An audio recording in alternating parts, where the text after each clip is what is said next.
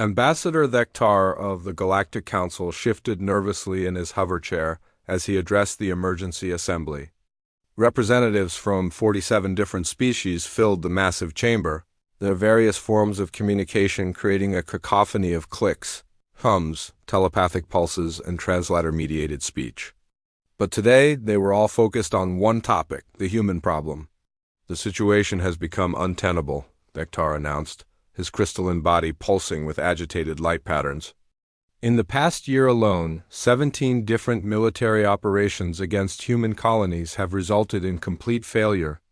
Not tactical defeats, complete operational annihilation with minimal human casualties. On the chamber's main display, statistics appeared that made several species representatives recoil in shock. The hegemony's failed assault on Luna 7, 847 alien casualties, 3 human casualties. The Catherian mining expedition to Kepler 442b, 623 alien casualties, 0 human casualties. The Zephyrian siege of New Geneva, 1,205 alien casualties, 12 human casualties. How is this possible?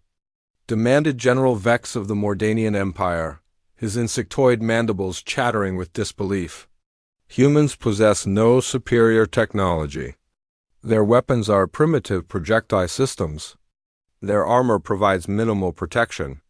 By every metric we use to measure military capability, they should be among the weakest species in the galaxy. The Galactic Council's chief military analyst, a floating brain entity known as the Conductor, projected its thoughts directly into the chamber's translation matrix. The problem is not their technology. It is their tactical doctrine and, more specifically, their utilization of what they call precision marksmen or snipers. The display changed to show a 3-dimensional battlefield simulation. Red dots representing alien forces moved in standard military formations, while blue dots representing humans remained stationary at extreme distances. As the simulation played out, red dots began disappearing one by one, while the blue dots never moved or took casualties. Human sharpshooters operate under completely different parameters than conventional military units. The Conductor continued, "They do not seek to engage enemy forces directly. Instead, they establish concealed positions at ranges, exceeding our weapons capabilities, and systematically eliminate key personnel over extended periods." Admiral Zephyros of the Aquatic Federation rippled his tentacles in confusion. "But surely our forces can identify and eliminate these hidden threats? Our sensors are far more advanced than human technology." "That assumption has proven incorrect," the Conductor replied. "Humans have developed camouflage and concealment techniques that render them effectively invisible to most detection methods. More importantly, they display an unprecedented level of patience and environmental adaptation that allows them to remain in position for days or even weeks without detection." The chamber fell silent as representatives processed this information. The concept of a warrior who would lie motionless for weeks, waiting for a single perfect shot, was beyond the comprehension of most species. Their military doctrines were based on decisive action, technological superiority, and overwhelming force. The idea of warfare as a patient hunt was alien to their thinking. On the human colony of New Harmony, Master Sergeant Jake Thompson was teaching the next generation of human snipers in the art that had made his species the most feared marksman in the galaxy.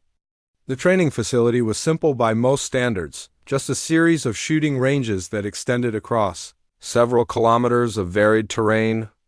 But the skills learned here had changed the balance of power across dozens of star systems. "The key," Thompson explained to his class of 20 students, "is not the shot itself. Any species with decent hand-eye coordination can be trained to hit a target at long range. What makes us different is everything that comes before that shot." He led the students to an observation platform overlooking a mock battlefield where holographic targets appeared and disappeared at random intervals. "Tell me what you see," he instructed. "Targets at various ranges and elevations," replied one student promptly. "Wind patterns suggesting atmospheric Disturbance from the northwest, added. Another, thermal layers that would affect bullet. Trajectory, contributed a third. Thompson nodded approvingly. Good, but you're all missing the most important factor. He activated a new setting on the holographic system, and suddenly the targets began moving in complex patterns that mimicked actual alien military formations. Pattern recognition, Thompson said. Every species has behavioral patterns built into their biology. The crystalline beings always move in geometric formations because that's how their hive minds process information. The insectoids cluster together for mutual protection because their ancestors were prey animals. The energy beings follow magnetic field lines because that's how they navigate. He pointed to different groups of holographic enemies. Once you understand how they think, where they move, how they react to stress, you don't need to see them to know where they'll be. You can position yourself hours or days in advance and wait for them to come to you. This was the secret that had made human snipers legendary across the galaxy. While other species relied on superior firepower or advanced technology, humans had developed an almost supernatural ability to predict and exploit their enemies' behavioral patterns. They fought like hunters who had spent their entire evolutionary history learning to outthink their prey.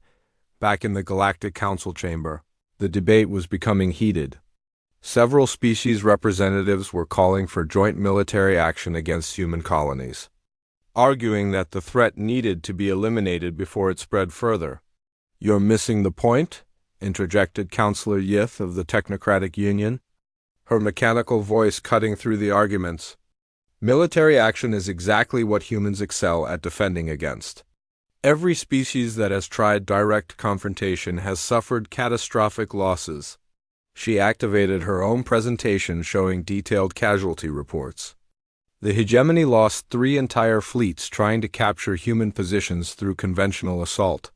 The Catherians abandoned 4 separate mining operations after their security forces were systematically eliminated by invisible marksmen. The Zephyrians have declared 3 systems off-limits because they can't maintain control with humans conducting asymmetric warfare. The implications were staggering. Humans, who numbered less than 50 billion individuals across all their colonies, were effectively dictating military policy to galactic civilizations that counted their populations in the trillions. A handful of human snipers could deny entire systems to alien forces simply by making the cost of occupation too high to sustain. "Then what do you propose?" demanded General Vex. "That we simply allow humans to expand unopposed across the galaxy?" "I propose we recognize reality," Yith replied. "Humans have weaponized patience in ways we never anticipated. They've turned warfare into a form of extended stalking that plays to every advantage their species possesses while negating most of ours." Ambassador Vector called for order as the chamber erupted in competing arguments. Some species wanted to develop new technologies to counter human tactics. Others suggested diplomatic solutions. A few hardliners still insisted that sufficient firepower could overcome any defensive advantage, but in the back of the chamber, the representative from the collective of minds sat silently, processing probabilities and outcomes with quantum-enhanced cognition. The collective had run millions of simulations, analyzing every possible approach to the human problem. The results were always the same. "The mathematics are conclusive," the collective finally announced, its synthesized voice immediately silencing all other discussions. "Human tactical doctrine represents an evolutionary leap in warfare that cannot be countered through conventional means. Their snipers have achieved a level of integration between biological capability, environmental adaptation, and psychological warfare that exceeds our predictive models." The chamber's atmospheric processes struggled to maintain optimal conditions as 47 different species held their collective breath. "Any military operation against human territories has a statistical probability of success approaching 0, the collective continued. "This is not due to superior technology or numbers. It is because humans have transformed individual soldiers into apex predators that operate outside the parameters of conventional military engagement. On New Harmony," Thompson's students were practicing what other species would consider impossible shots. Targets at 6 kilometers distance in shifting atmospheric conditions, requiring calculations that would challenge most computers. But for humans who had been training since childhood, these shots were simply another day's practice. "Remember," Thompson told them as they settled into firing positions, "you're not just learning to hit targets. You're learning to hunt creatures that think they're the apex predators of their worlds. When they realize that something smaller, weaker, and apparently less technological is stalking them with perfect patience and impossible accuracy, their entire worldview collapses." This was the true power of human sharpshooters. They didn't just kill enemy soldiers, they destroyed enemy morale, shattered enemy confidence, and turned entire military operations into psychological nightmares. Every shot from an unseen human sniper carried a message: "You are not safe, you." Captain Elena Vasquez watched the alien convoy through her binoculars from her position 3 kilometers away. The Catherian Empire had brought their best troops to the mining colony on Kepler 442b, elite soldiers in powered armor that could shrug off most conventional weapons. They thought their technology made them untouchable. They were about to learn why the galaxy's most advanced civilizations had started, including human countermeasures in their military planning. "How many vehicles?" asked her spotter, Sergeant Morrison, who was tracking wind speed and atmospheric conditions on his tablet. 12 armored transports. 4 heavy support vehicles and what looks like a mobile command center," Elena replied, studying the convoy's formation through her scope. Approximately 200 hostiles total. The mining colony had fallen to the Catherians 6 weeks ago.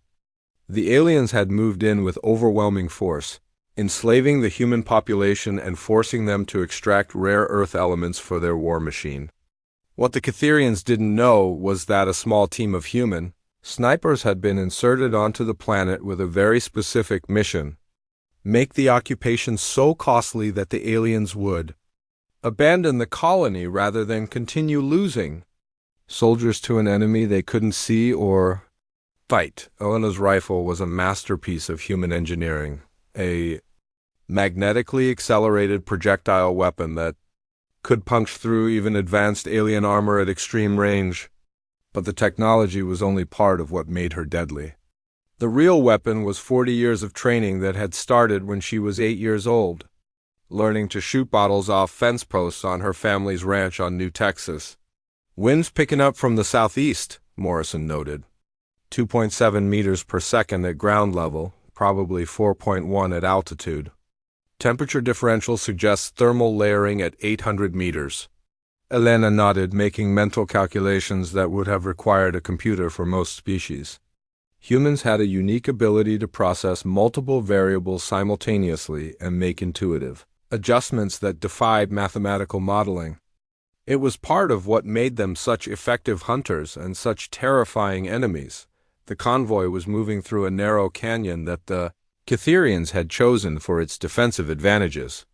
The high walls would protect them from orbital bombardment and made it impossible for ground forces to attack from the flanks.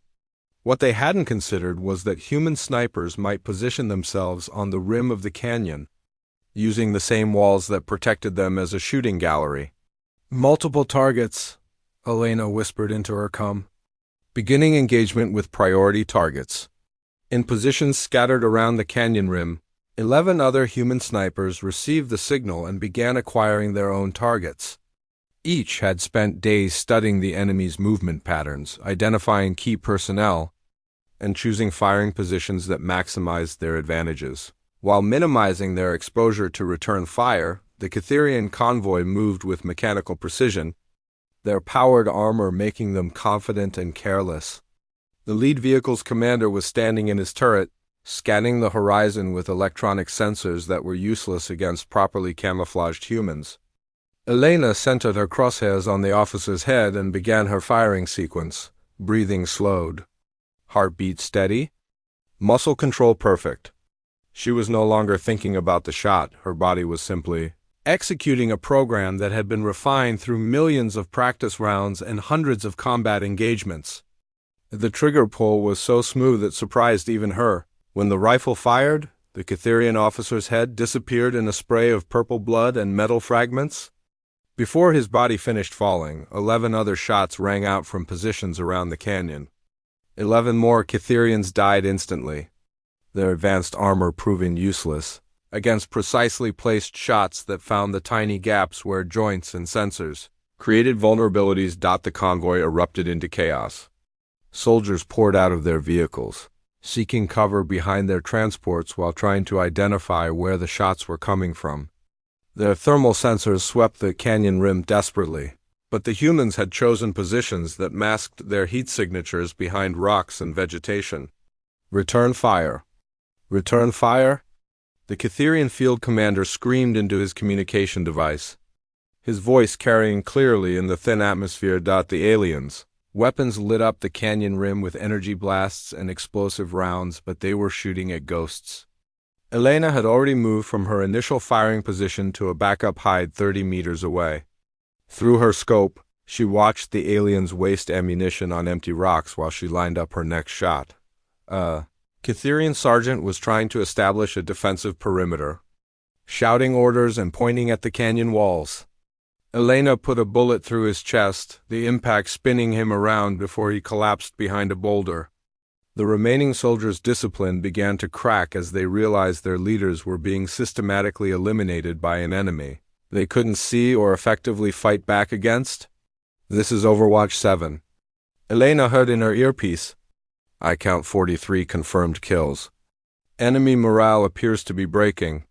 The Catherians were used to fighting enemies who engaged them directly, other advanced civilizations with energy weapons and powered Alma who fought according to established rules of warfare. They had protocols for dealing with such threats. But humans didn't follow those rules. They didn't announce themselves or fight honorably. They simply killed from impossible distances and disappeared like nightmares. From her position on the North Rim, Corporal Sandra Kim watched a group of Catherian soldiers attempting to scale the canyon wall to reach the snipers' positions. The aliens' powered armor gave them enhanced strength and agility, allowing them to climb the nearly vertical rock face with relative ease. What they didn't know was that Kim had been waiting for exactly this response. I've got climbers on the north face, she reported. 6 hostiles, approximately halfway up. Take them, came the immediate reply from the team commander. Kim didn't use a conventional sniper rifle. Instead, she carried a modified rocket launcher that fired programmable explosives. The rounds could be set to detonate at specific distances or when they detected certain movement patterns. As the Catherian soldiers climbed, she fired 3 rounds at the rock face above them. The explosions brought down several tons of loose rock, burying the climbing soldiers and blocking that route for any future attempts. The remaining Catherians in the convoy watched their comrades disappear under the avalanche and realized they were facing an enemy that had prepared for every possible response they might make. Elena observed this through her scope and selected her next target, the convoy's communication specialist who was trying to call for reinforcements. The shot was more challenging than the others, nearly 4 kilometers through swirling wind patterns that changed direction every few seconds. But Elena had made similar shots hundreds of times before. She adjusted for wind, elevation, planetary rotation, and the target's movement pattern, then squeezed the trigger with the same care a surgeon might use with a scalpel. The bullet took 3.7 seconds to reach its target, during which time Elena was already tracking to her next kill. The communication specialist never saw it coming. One moment he was speaking into his radio, the next moment he was dead. The radio fell from his lifeless fingers, crackling with the confused voices of Catherian commanders, who were wondering why their convoy had stopped reporting in.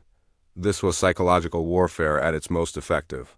The Catherians weren't just losing soldiers, they were losing their confidence, their sense of security, their belief that their technology and training made them superior to the primitive humans they had come to subjugate. Every shot from an unseen enemy reinforced the message that they were not the apex predators they thought themselves to be. Enemy forces are attempting to retreat, reported Sergeant Chun from his position on the South Rim. Shall we let them go? Elena considered this as she watched the surviving Catherians frantically trying to get their vehicles moving again. From a tactical standpoint, allowing some survivors to escape would spread word of what had happened here. Fear was often more valuable than enemy casualties because it affected enemy decision-making in future engagements. Negative, she decided. We let them all walk away, they'll just come back with better preparation. But we let a few escape badly shaken, they'll convince their commanders that this planet isn't worth the cost. The precision killing continued for another 20 minutes. Elena and her team systematically eliminated the Catherian officers, specialists, and heavy weapons operators while leaving the regular soldiers largely untouched. It was a deliberate choice. Kill the leadership and technical expertise, but leave enough survivors to carry the story back to their superiors. When the shooting finally stopped, 37 Catherians lay dead in the canyon. The survivors, mostly junior soldiers and support personnel, huddled behind their vehicles, too terrified to move. They had no idea how many humans were on the canyon rim, where they were positioned, or whether the killing would resume if they tried to leave. Elena spoke into her come-on frequency. She knew the Catherians monitored. Attention Catherian forces. You have 60 seconds to abandon your vehicles and begin walking back toward your base. Anyone still in the canyon after 1 minute will be eliminated. Commander Zixtel of the Hegemony Fleet stared at the tactical display with all 6 of his eyes, trying to make sense of what he was seeing. The holographic projection showed 37 red dots, scattered across the moon's surface, each one representing a dead Hegemony soldier. All killed within the span of 6 hours. All killed by weapons fire from impossible distances. How many humans are down there? He asked his tactical officer, a crystalline being whose body chimed softly when nervous. Our initial scans detected only 12 heat signatures. Commander, the officer replied, the chimes growing more rapid. But that was before we lost contact with the first patrol. Zixtel's mandibles clicked in frustration. 12 humans. 12. And they had managed to eliminate 3 full squads of his best warriors without taking a single casualty themselves. It defied everything he knew about warfare. The hegemony had been expanding across the galaxy for over 2,000 years.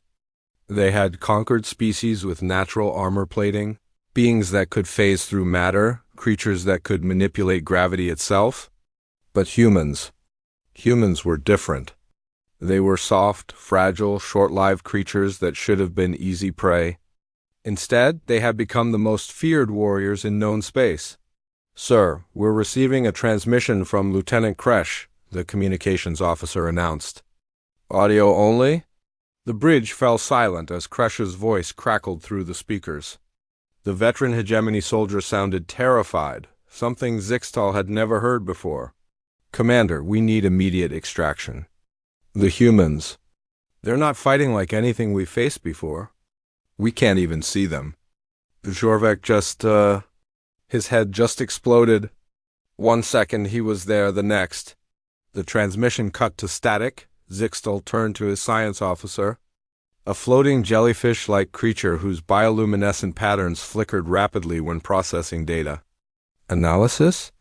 The ballistic evidence suggests projectile weapons fired from distances exceeding 2 kilometers. The science officer pulsed in response. In most cases, significantly exceeding that range. Some of the kill shots appear to have been made from over 4 kilometers away. Impossible. The hegemony's own sniper weapons had an effective range of maybe 1 kilometer on a good day, and that was with computer assistance and environmental controls. These humans were making kills at 4 times the distance, apparently without any technological aids beyond their primitive gunpowder weapons. What kind of beings can make such shots? Zixtel muttered, more to himself than anyone else.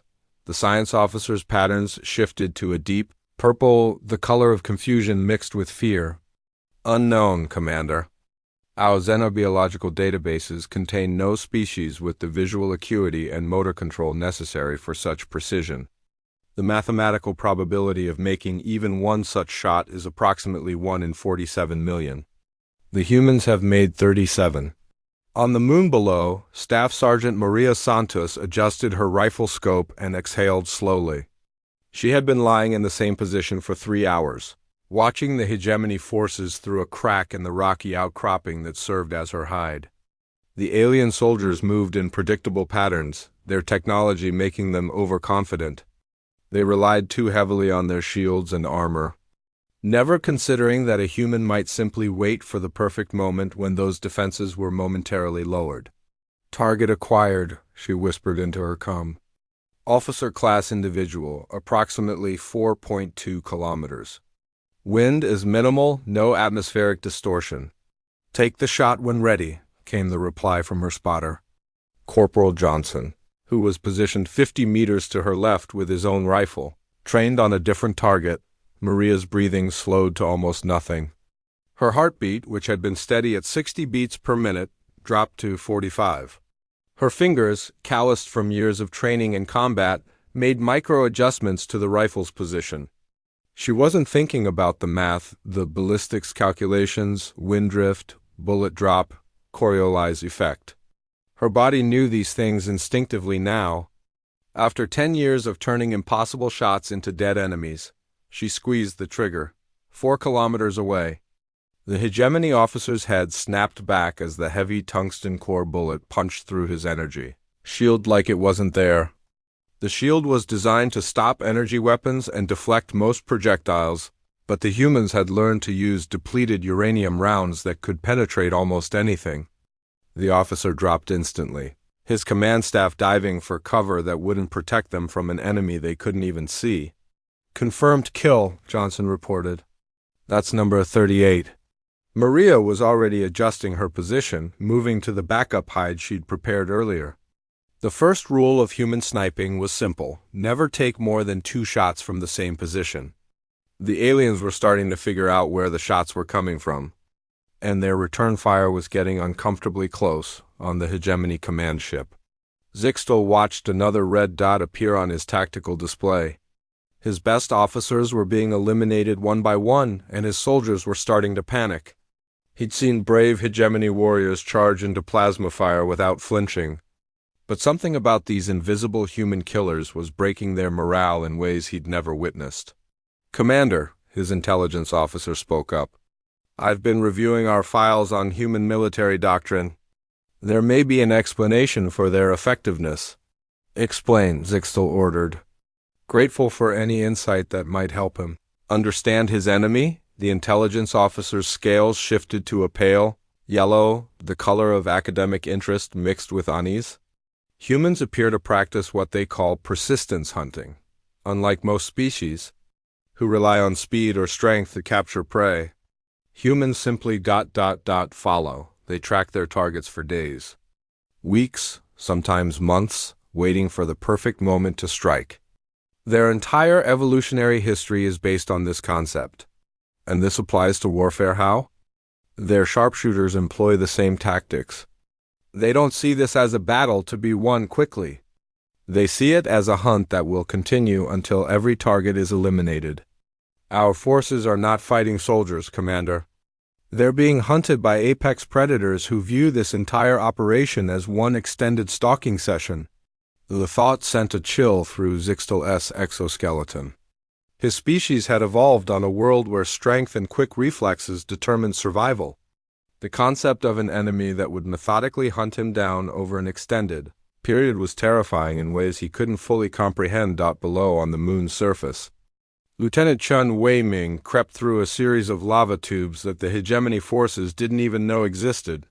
His ghillie suit, made from local vegetation and synthetic fibers, rendered him nearly invisible even to the aliens' advanced sensors. He'd been moving for 6 hours, covering only 2 kilometers, but positioning himself perfectly for the shot he needed to make. The hegemony had established a command post in what they thought was a secure location, a valley surrounded by high ridges that would make any conventional assault impossible. What they hadn't considered was that a human sniper might belly crawl through underground passages for half a day just to get into position. Chun emerged from the cave system 200 meters behind the enemy lines, in a position no sane alien would expect an enemy to reach. Through his scope he could see the command post clearly. Officers moved about freely, believing themselves safe behind their energy barriers and automated defense systems. "This is Ghost 7, he whispered into his radio. "I have eyes on the command post. Multiple high-value targets in view. Beginning engagement." What made human sharpshooters so feared wasn't just their accuracy or their ability to make impossible shots. It was their patience, their willingness to endure discomfort for hours or days to get into the perfect position. It was their ability to think like their prey, to anticipate where targets would be hours before they actually appeared there. But most of all, it was their complete refusal to give up. Where other species might withdraw when faced with superior numbers or firepower, humans just became more methodical, more careful, more deadly. Chan lined up his first shot on a hegemony general whose biosigns indicated he was the mission commander. The alien was standing near a holographic display, gesturing at tactical information, completely unaware that a human had been crawling through underground tunnels for most of the day just to kill him. The rifle spoke once. The general fell. Before the body even hit the ground, Chen was already tracking to his next target, an intelligence officer who was reaching for a communication device. The second shot silenced him permanently. By the time the hegemony forces realized they were under attack from behind their own lines, Chun had eliminated 6 key personnel and was already moving to his next position. The alien's return fire peppered the area where he'd been lying, but he was gone, melted back into the landscape like a ghost. This was what made human sharpshooters the most feared killers in the galaxy. They didn't fight like soldiers. They hunted like the apex predators their species had evolved to become.